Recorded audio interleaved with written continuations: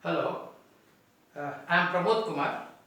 Today we will study macroeconomics and our chapter is government budget and the economy. This will cover first introduction, second components of government budget and third measures of government deficit, right? So we go like this. In a mixed economy, Indian economy is a mixed economy. Apart from the private sector, government sector also plays a very important role. What is that important role? That important role is in respect of providing public goods, right?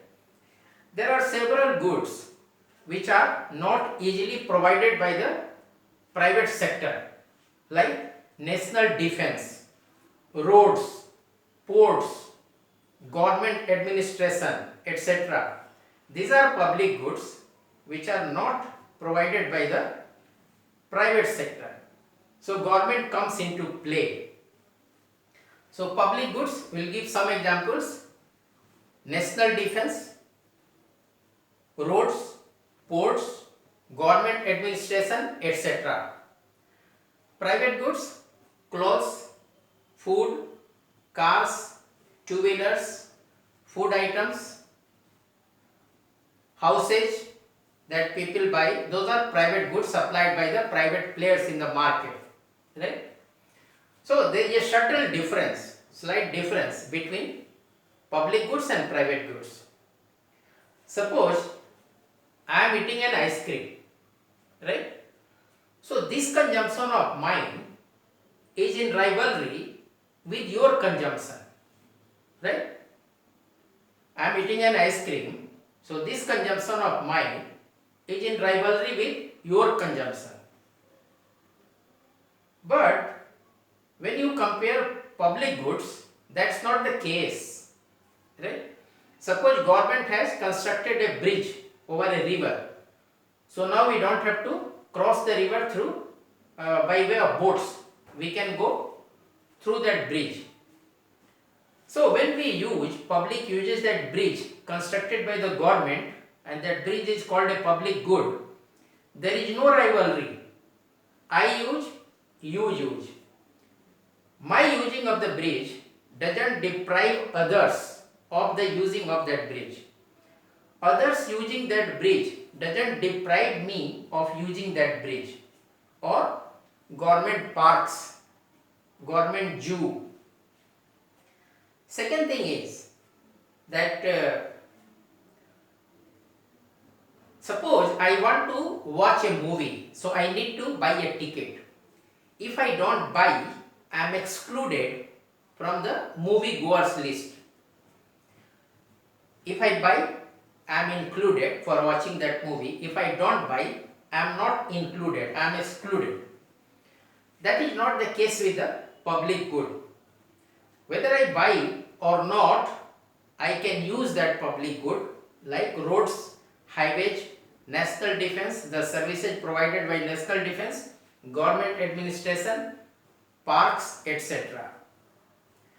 Then, when people come to know that something is freely available, they are not willing to pay for it, right? So what happens? The relation between the consumer and the producer breaks down. When there is no stipulated fee, people on their own don't pay for utilizing a public good. So what happens? The problem of free rider comes into picture. What is the problem? Free rider means they will use but they will not pay. This problem comes into the picture. So the government needs to step in. Government steps in and through public provision, the government makes available these public goods to all without charging any fee, right? So these are the two major differences between private good and public good. Private good, if you don't buy, you are excluded. If you buy, you are included. Private good. Public good, it is freely available to all and is managed by the government, because private sector may not enter it. Okay.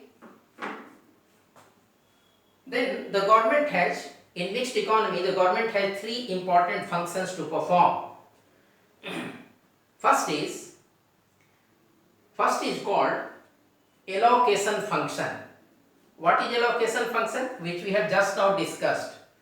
Certain things like national defense, roads, ports, electricity, government administration may not be provided by private sector, so government will provide these things. So these are called allocation function by the government. Second is distribution function. What is the distribution function? By way of taxation and distribution, the government tries to make fair distribution of income. Right? Fair distribution of income means seemingly fair, it appears to be fair. So what does the government do? Taxation and expenditure, right? What does the government do here? Right? This is called distribution function. Suppose in the society everybody is not earning equally. So what does the government do? Those who earn less, the government either keeps them out of the income tax bracket or levies a very nominal or low level of taxation. So more personal disposable income remains in the hands of the lowly paid. Those who earn moderately, the government levies moderate rate of income tax, higher than what they levy on the poor people.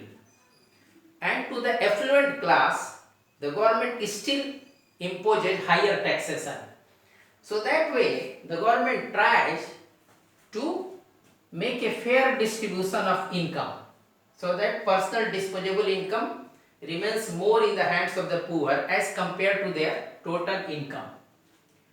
So this is called distribution function achieved through taxation and expenditure. Third is stabilization. There could be instances of long duration unemployment, lack of demand, recession in the economy. So what happens many a times, expenditure may be less than the total that can be spent. Expenditure may be less than what can be spent in the economy. So what happens? When the expenditure is at low level, growth will be low. Personal disposable income in the hands of the people will be low.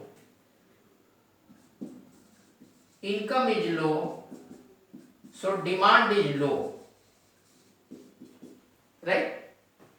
So when the expenditure is lower than what it should be, it could be, then growth is low, personal disposable income is low in the hands of the people, income is low and demand is low. So this gives a rise to recession. Right?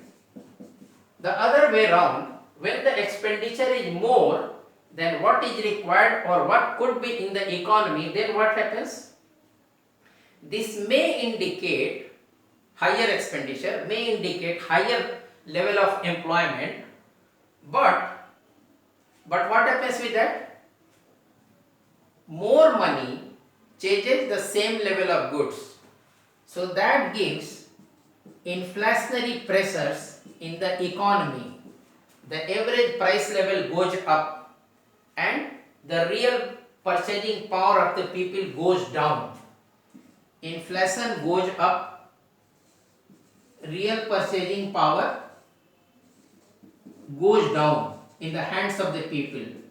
With the same amount of money, they will be able to buy less, right? Or for buying the same amount quantity of goods, they will need more money in their hands. That is called inflationary pressure.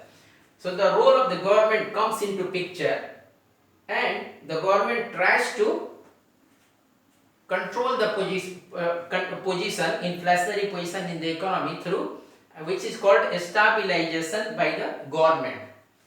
So the three major functions of the government are, what did we discuss? Three major functions: allocation, distribution and stabilization, right? Allocation, distribution, stabilization. These are the three major functions of the government in a mixed economy. Now we directly go ahead to components of government budget. What are the components of government budget?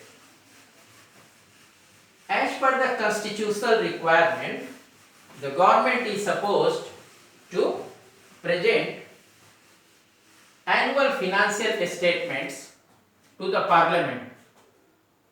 Article 112 of the Constitution, and that is for the period 1st April to 31st of March, right? Government does this every year.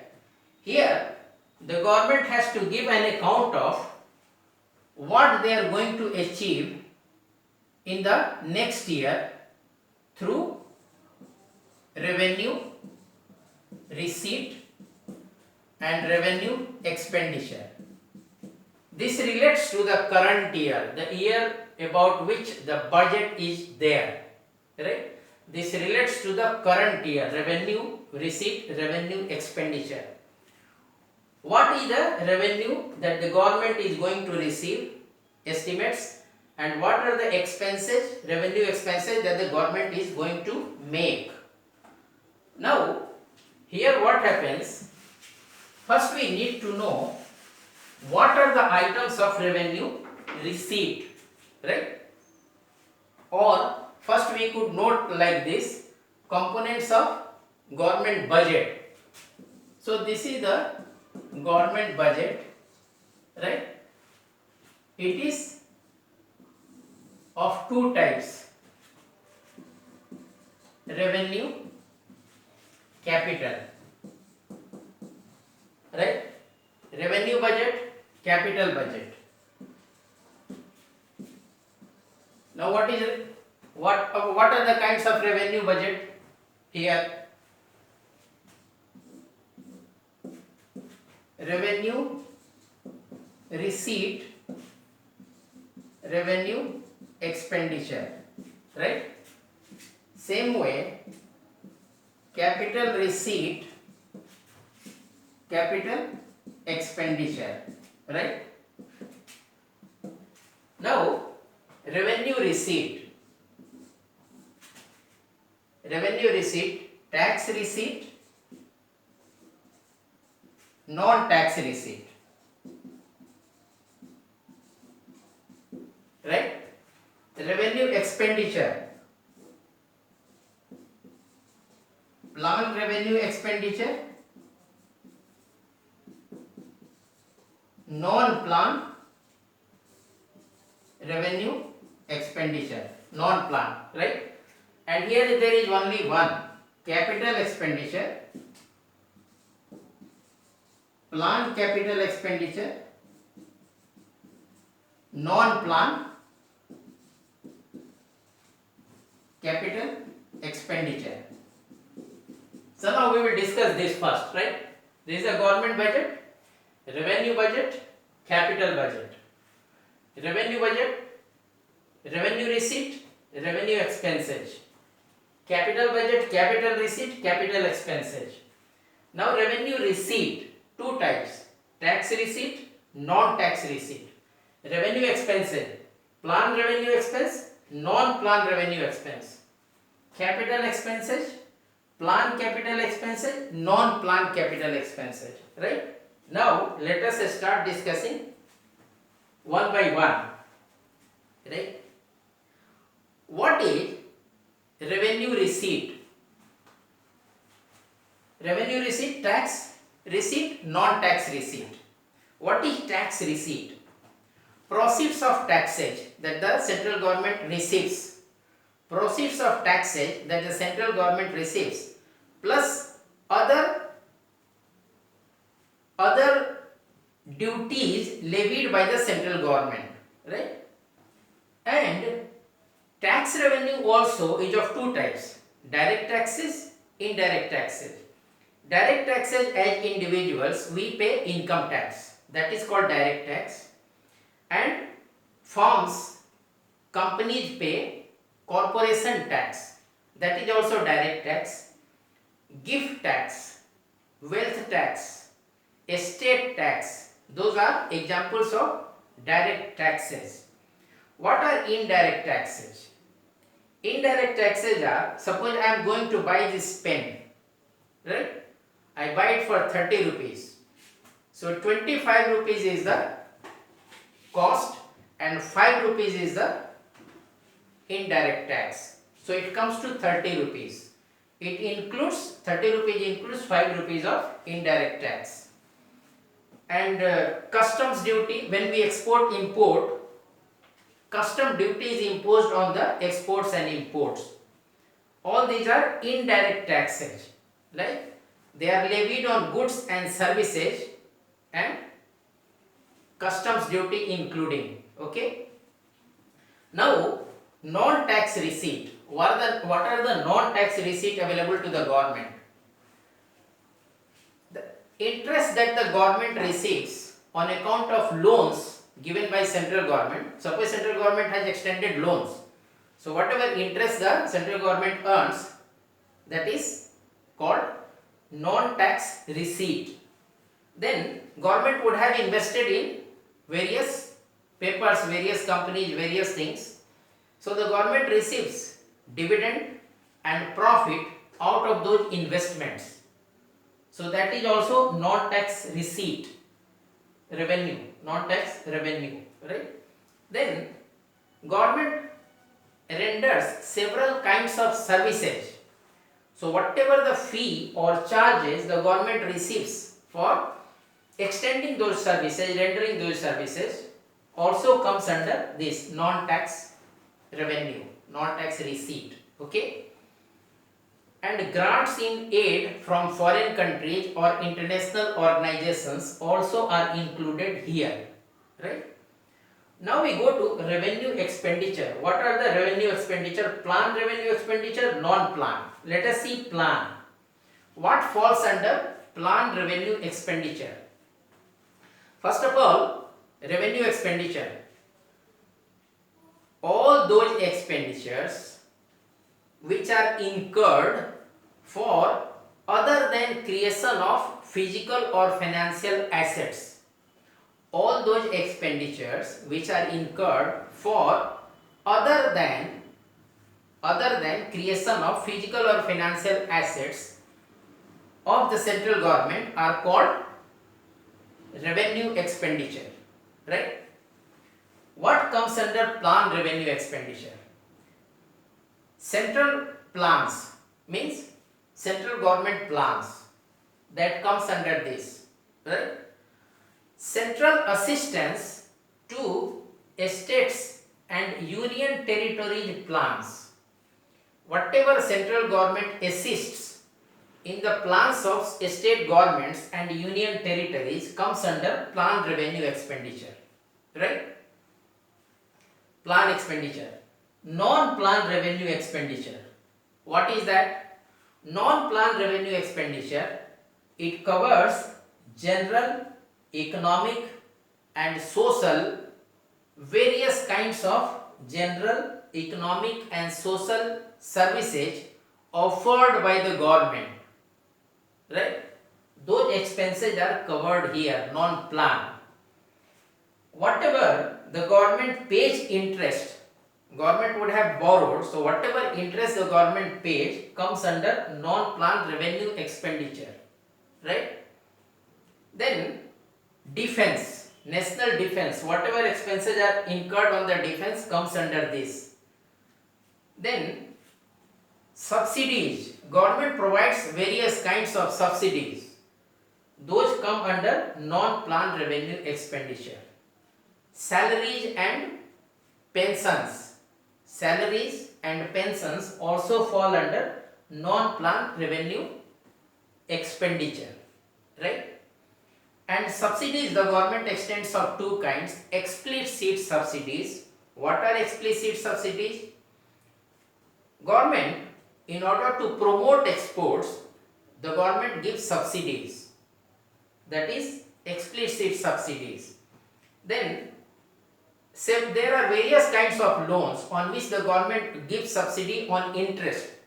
Suppose as a student you are going to avail education loan, government may be providing some subsidy on the interest that you need to pay. Or several other agriculture related loans also the government provides interest subsidy. Then in explicit subsidies, there are certain subsidies provided by the central government on food and fertilizers. That also comes under this non-planned revenue expenditure. And there are implicit subsidies also, right? What is implicit subsidies? What the government does the underpricing of certain goods and services. So mainly we find this in the sectors of education and health. Underpricing means actual pricing will be, suppose hypothetically 100. So government will give implicit subsidy and general public will be able to get it for 80 rupees. Government having given 20 rupees of subsidy on this. Actual price 100, 20 subsidy given by the government, so the common people will be able to get it for 80 rupees, right?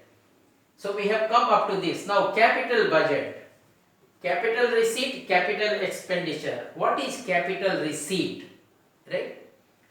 All receipts of the government which create liability or which reduce financial assets.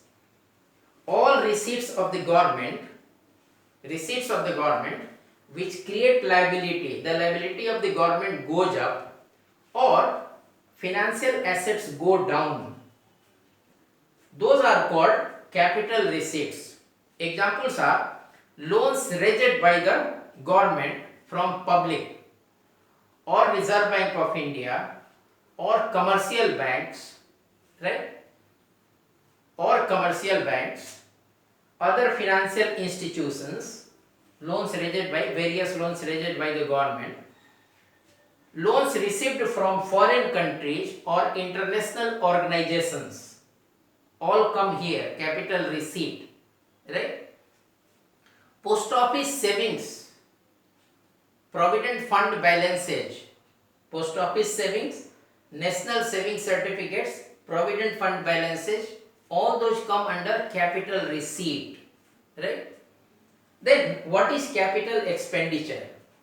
The government needs to spend huge amounts of money on acquisition of land, building, plant, machinery, equipments, and government invests in public sector undertakings, invest in shares, various kinds of shares, acquisition of land, building, equipment, machinery, all those kind of things, and shares, loans and advances. The government gives loans and advances to states and union territories. That comes here, capital expenditure, right?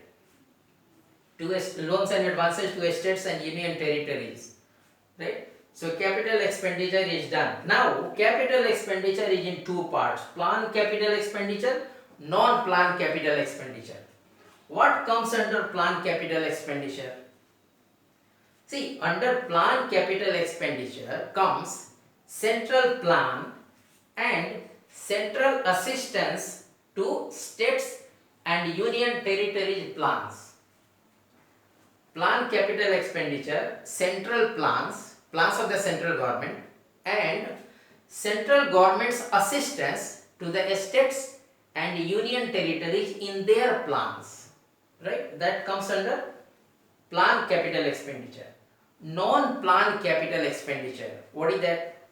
Non-planned capital expenditure, various general, economic and social services provided by the government. Various general, social, economic and general, social, economic and general social economic services provided by the government comes under non-planned capital expenditure, right? So we have seen up to this. The capital account we have seen, capital expenditure we have seen. Now we will see measures of government deficit. What is government deficit? Right? First we will see the revenue deficit. What is revenue deficit? When the government's revenue expenditure is more than the revenue receipt, that is called revenue deficit, right?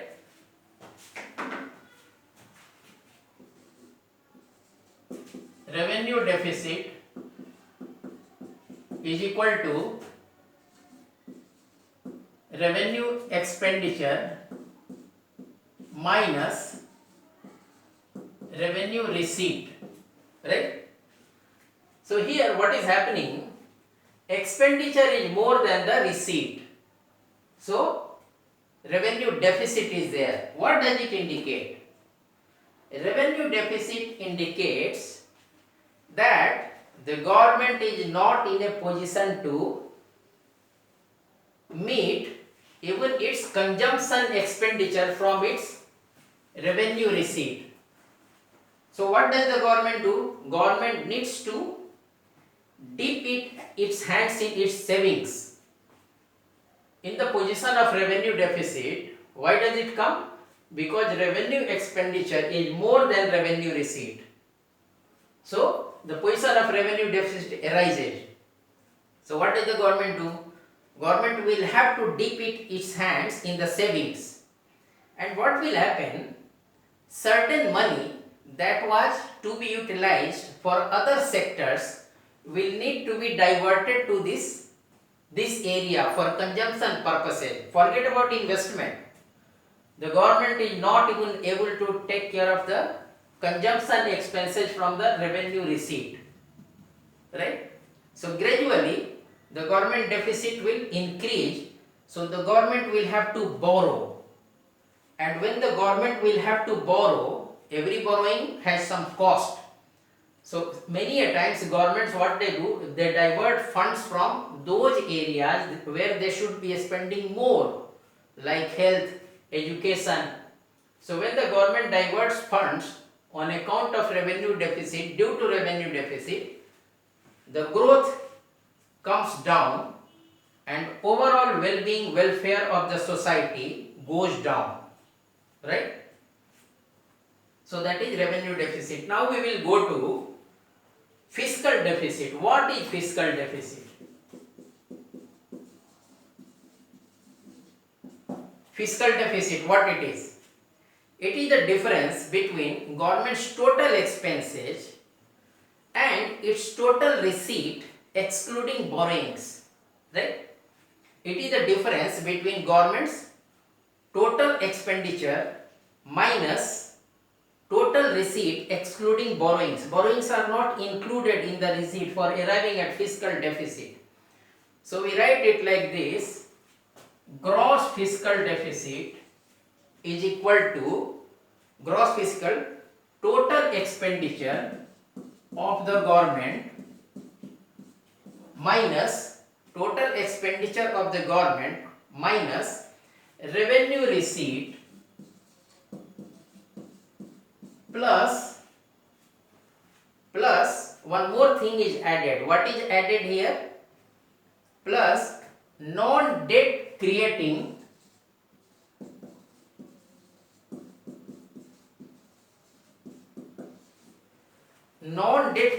which doesn't create debt, loans for the government, non-debt creating capital receipt.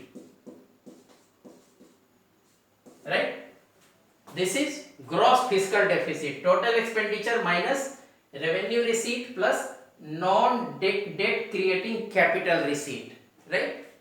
Now we go to this same thing from financing angle. What it is from financing angle?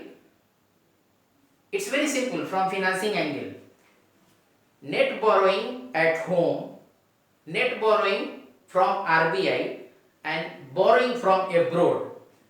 Net borrowing at home, borrowing from RBI, borrowing from abroad, foreign countries. That is gross in financial terms, right? Now we go to gross primary deficit. What is gross primary deficit?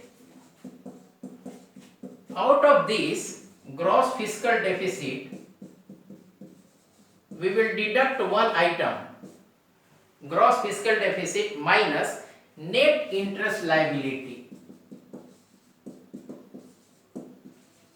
right? That is gross primary deficit. Gross fiscal deficit minus net interest liability. And what is net interest liability? Interest payment minus interest receipt by the government on domestic lending, right? So this is what we shared. I hope you found it easy to understand. In case of any difficulty, you may please approach me on my email ID, which will be there at the thumbnail to the video. Thank you very much.